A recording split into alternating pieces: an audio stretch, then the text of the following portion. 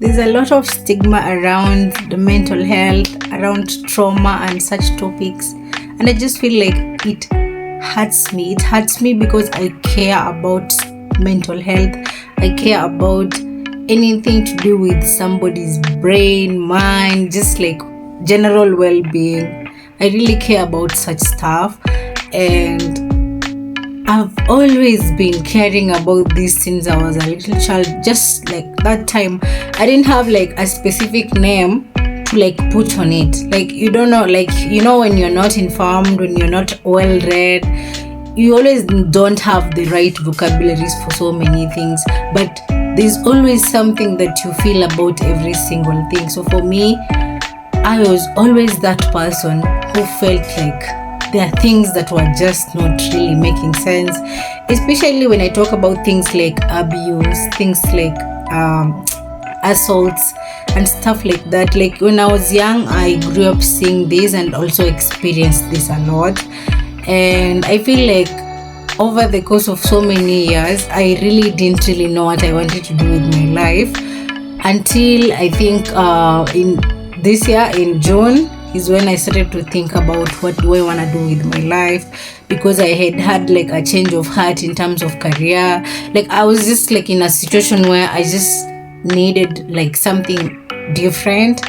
And in the process is when I remembered like one time I used to be a mental health activist, and I just told myself, like, you know what, this is what I'm supposed to be, like this is who I am.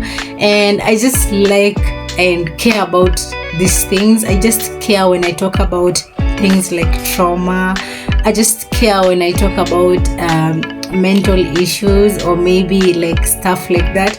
Like anything close to that, I'm always like, this is very much me. Like it just makes me feel like I'm living my dream. Like whenever I'm around people who discuss like these intimate matters, like the issues that are very quite intimate, especially in Africa, it's like there's so much stigma. You can't actually just come here and say like I'm not well mentally. That will be very wrong. Like no one will think like that's normal. No one will think like that. They will actually think like that is the worst thing you can ever say. You're not supposed to say that and stuff like that. So I've grown around that kind of mindset, and it's been so hard, and I'm still struggling so much to like put this thing in place, because I always know that some things just need to be said. Like whenever I see something wrong, like I'm just feeling like I need to say it. I have to say it. Somebody else will not see it. And I feel like YouTube is the best platform for me. Like I'm just feeling like this thing is literally like helping me like just pour out my heart, because I feel like there's so many issues that we have going through and no one just talks about them. No one just wants to admit like something is wrong or something like that. And I just hate to say that. I feel like I just need to talk about this. Like I don't know, I just need to talk about this. And in as much as it might take time for me to learn how to do all these things, I just know that one thing for sure is that I really have to talk about these heart matters. I really have to talk about these things. And now, today, I'm just like feeling different after talking about this thing over with someone on the phone. And I was just like, I think somebody has to say it. Like, we can't be living this kind of life where people just normalize things. Hi everyone, my name is Riz. I'm a mental health activist. And thank you for watching my channel. Thank you for tuning in, and I just hope that today is gonna be the best day of your life, because I really need to talk about this topic. I need to talk about trauma so much. Like I just feel like no one talks about it. There's so much stigma around it. There's so much like you shouldn't say that, that's wrong, that's an adult and stuff like that. There's so much of myth and misconceptions and doctrines. I don't know how I can call those things in general, but I just feel like we pretend so much. We pretend so much. We lie to ourselves so much, and we lie to each other. We lie to our own selves. Like it's a crazy society, and I feel like yeah, that's how it is. But you can save yourself. Like you can help yourself to get better, or you can help yourself to just live a more like fulfilling life, or maybe just happy in a way. So for me, I just feel like that is something that I advocate for. I advocate for a happy life. I advocate for a fulfilling life. Like, there's no way I'm gonna live this life and I'm just feeling so miserable all day, so I wouldn't want that on someone else. So I said I'll have to discuss this thing here today on my YouTube channel. So for me, this is how I understand trauma. This word is so common, like trauma, but no one really like says what it really means. So today I'm going to tell you what it means. So trauma is basically just like your aftermath of what happened to you in your past, the experiences that you had, especially those over stressful or maybe just overwhelming situations that we went through. Things like abuses, things like rape, things like maybe accidents, or maybe loss, or maybe just emotional abuse. There are so many types of ways that you can have to experience trauma. And the thing is, today I'm just here to discuss some of the signs that you are experiencing trauma, and how can you get around all this, how to try to reach out, or maybe something like that, just trying to find a solution to whatever is happening around you, because I feel like so many people go through this and no one is there to speak for them.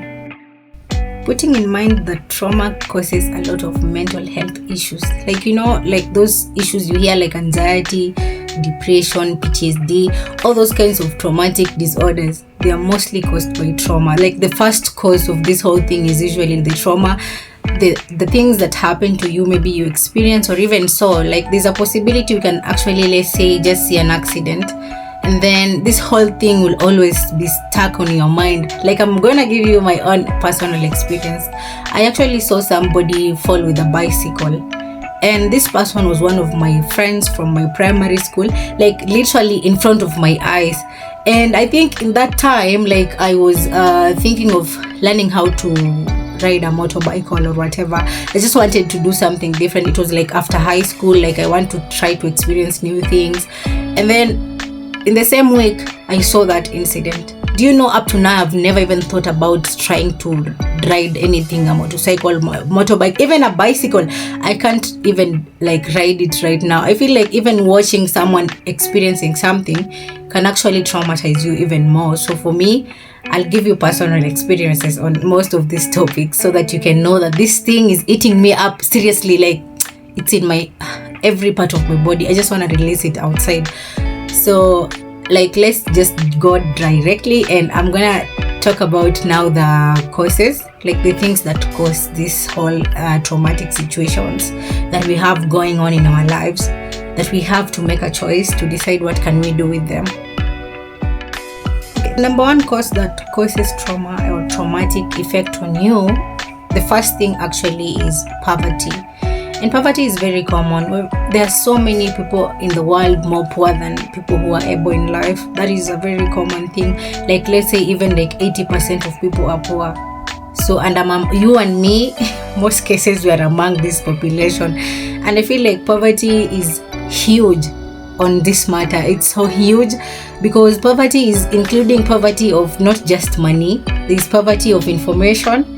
There's poverty of resources. There's just poverty of so many things. In this case, for example, where I come from, even talking about mental health and stuff like that, I don't think there's even any particular person that talks about that.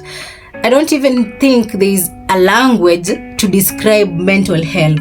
I just feel like even myself facing these things in the first place, I was just like, what the hell is this? I've never heard of this. I'm like, okay, tell me about it. And I feel like most people still don't know about it. So poverty is a big thing. It plays a big role. So when you're coming from a poor family, and maybe you went to a school that has people from different backgrounds like me here, and you're just watching life and be like, okay, so what is happening around? I feel like my life is so different. People are having different life. You have those classmates that on visiting days, they have 3 or 4 vehicles coming, cars to the school, and they're just the most posh cars you have ever seen in your entire life. And then they have shoppings of everything and all that, and then you're just there humbling you. First of all, your parents didn't come because they had issues, so they couldn't come. Of course, one of the issues is poverty. So in the process, you will start to develop feelings about such stuff. You'll start to wonder, like, why is it like your life is not the same as these people? Like, why is it that you're struggling so much? And I feel those feelings, and then once you have this in your mind, they will start to get triggers. Like, one of your richest friends will just comment something silly, like something normal, but because you have those triggers already in your mind, you've already told yourself you're poor, like you suffer, like you just told yourself so many things, which I personally say, I think that is the only thing that God made me strong not to hold on to. I've never held on to negative things about myself. I've never learned that one. That one I've never learned. So in the process, they will say something silly, and then you'll be triggered, and then you'll start to be crazy, fighting everyone in school, or maybe just doing something funny. Like, personally, I sort of understand people who used to fight with other people, though I've never fought with anyone.